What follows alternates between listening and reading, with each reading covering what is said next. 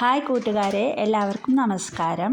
ഇന്ന് ഞാനിവിടെ അടിപൊളിയായിട്ടുള്ള ഒരു സ്നാക്സിൻ്റെ റെസിപ്പി ആയിട്ടാണ് വന്നിട്ടുള്ളത്. എന്താണെന്നല്ലേ, ഉഴുന്നുവടയാണ് ഞാനിന്നിവിടെ തയ്യാറാക്കാൻ പോകുന്നത്.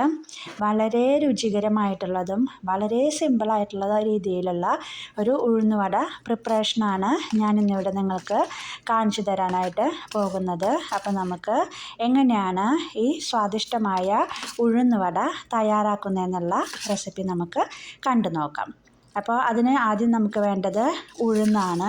അപ്പോൾ ഞാനിവിടെ ഒരു കപ്പ്, ഏകദേശം കുറച്ചുള്ള ഒരു ചെറിയൊരു കപ്പ് ഉഴുന്നെടുത്തിട്ടുണ്ട്. അപ്പോൾ ഞാനത് ദോശമാവിന് അരയ്ക്കാൻ വേണ്ടി എടുത്തിട്ടുള്ള ഉഴുന്നിൽ നിന്ന് കുറച്ച് എടുത്തതാണ്. ഒരു ഈവനിങ് സ്നാക്സ് പോലെ ഉണ്ടാക്കാമെന്ന് വിചാരിച്ചിട്ട് അത് ഞാൻ അല്പം വെള്ളം ചേർത്ത് നന്നായി ഒന്ന് അരച്ചെടുത്തിട്ടുണ്ട്. അതിന് ശേഷം ഞാൻ അതിലോട്ട് ഒരു ഹാഫ് സബോള കുനുകുനാന്ന് കട്ട് ചെയ്തിട്ടുള്ളതാണ്, അത് ഞാൻ അതിലോട്ട് ചേർത്ത് കൊടുത്തിട്ടുണ്ട്. അതുപോലെ തന്നെ ഒരു ചെറിയ പീസ് ഇഞ്ചി ഞാൻ ചെറിയ രീതിയിൽ കട്ട് ചെയ്തിട്ടുണ്ട്. അതുപോലെ ഒരു 3-4 പച്ചമുളക്, ചെറിയ പച്ചമുളകായിരുന്നു, അതുകൊണ്ട് ഞാൻ 3 പച്ചമുളക് എടുത്തിട്ടുണ്ടായിരുന്നു. അതുപോലെ തന്നെ കുറച്ച് കറിവേപ്പില നമ്മൾ ചെറിയതായിട്ടുള്ള രീതിയിൽ കട്ട് ചെയ്തെടുക്കുക, മുഴുവനോടെ ഇടാതെ. അതും ഞാൻ ഇതിലോട്ട് ചേർത്ത് കൊടുത്തിട്ടുണ്ട്. പിന്നെ അതിലോട്ട് വേണ്ട ആവശ്യത്തിനുള്ള ഉപ്പും ഒരു 1/4 ടീസ്പൂണോളം കുരുമുളക് പൊടി ഞാൻ ഇപ്പോൾ ഇതിലോട്ട് ചേർത്ത് കൊടുത്തിട്ടുണ്ട്. ഇനി അത് കഴിഞ്ഞതിന് ശേഷം നമുക്ക് അതെല്ലാം കൂടി നന്നായി ഒന്ന് മിക്സ് ചെയ്തെടുക്കണം. നന്നായി മിക്സ് ചെയ്ത് യോജിപ്പിച്ചെടുക്കാം.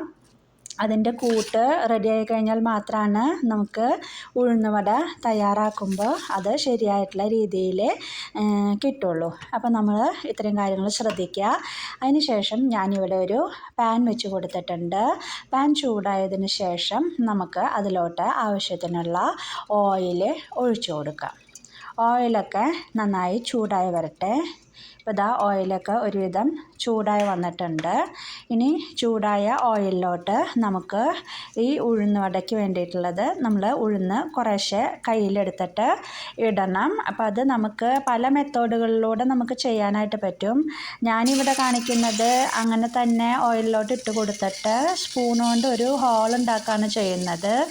അല്ലെങ്കിൽ നമുക്ക് കയ്യിൽ തന്നെ വെച്ചിട്ട് കൈ വെള്ളത്തിൽ നനച്ചതിന് ശേഷം കയ്യിൽ വെച്ചിട്ടാക്കിയിട്ട് ഹോള് ഉണ്ടാക്കിയതിന് ശേഷം നമുക്കിടാം. എങ്ങനെയാണ് നിങ്ങൾക്ക് ഈസി ആയിട്ടുള്ള മെത്തേഡ് വെച്ചെങ്കിൽ ആ ഒരു രീതിയിൽ നിങ്ങൾ തയ്യാറാക്കി നോക്കുക. അപ്പോൾ ഞാനിപ്പോൾ ഇന്നിവിടെ ചെയ്തത് ഇതുപോലെ ഞാൻ കൈ കൊണ്ട് കുറച്ച് ഉഴുന്നെടുത്ത് വെളിച്ചെണ്ണയിലിട്ടതിന് ശേഷം ഞാൻ സ്പൂൺ വെച്ചിട്ട് ഹോൾ ഉണ്ടാക്കി കൊടുക്കുകയാണ് ചെയ്തത്. അപ്പോൾ നിങ്ങൾക്കത് കുറച്ചുകൂടി ഈസി ആയിരിക്കും എന്നാണ് എനിക്ക് തോന്നുന്നത്.